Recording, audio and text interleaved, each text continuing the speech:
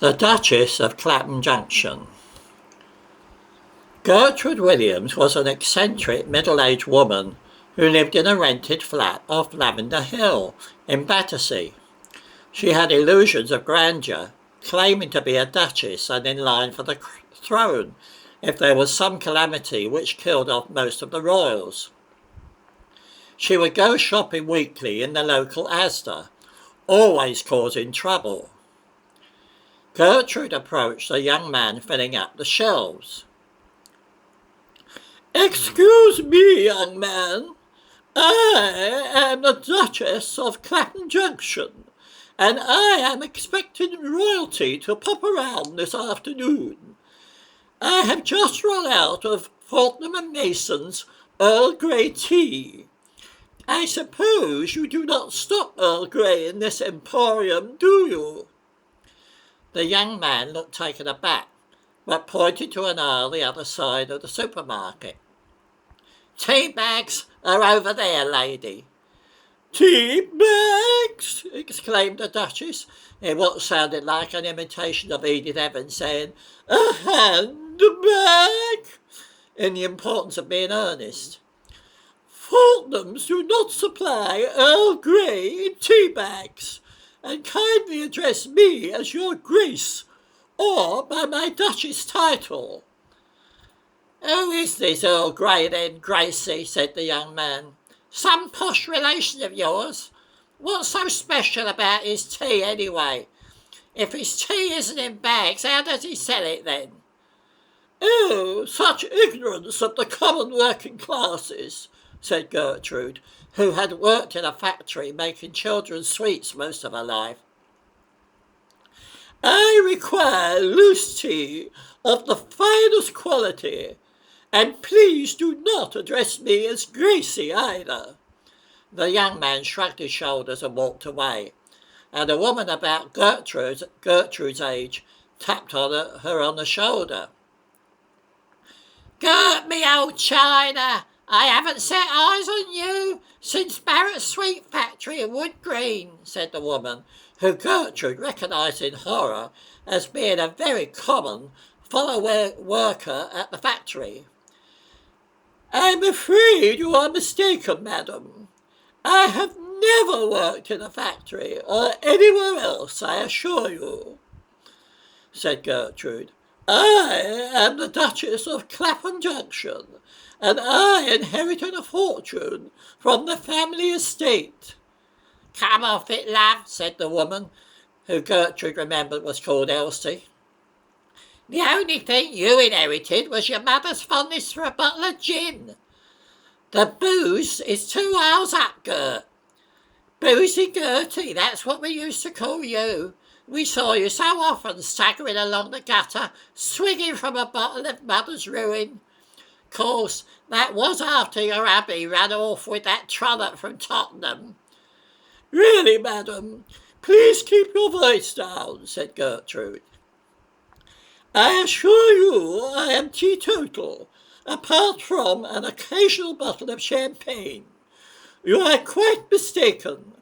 It is obvious I am not the woman you remember. Did she wear a priceless tiara like mine?"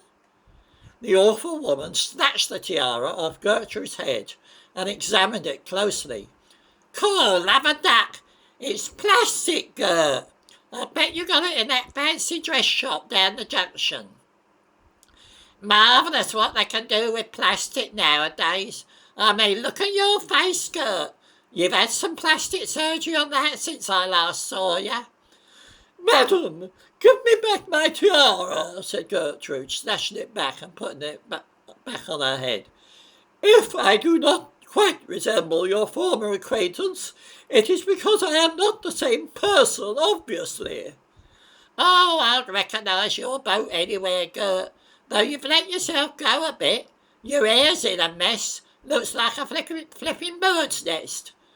"Do you mind, madam? I have it styled as Vidal Sassoons," said Gertrude. "Vidal Sassoons," said Elsie. "Well, they must have been pissed when they did that. I suppose you passed a bottle of gin around so they could all have a swig like you did in the factory.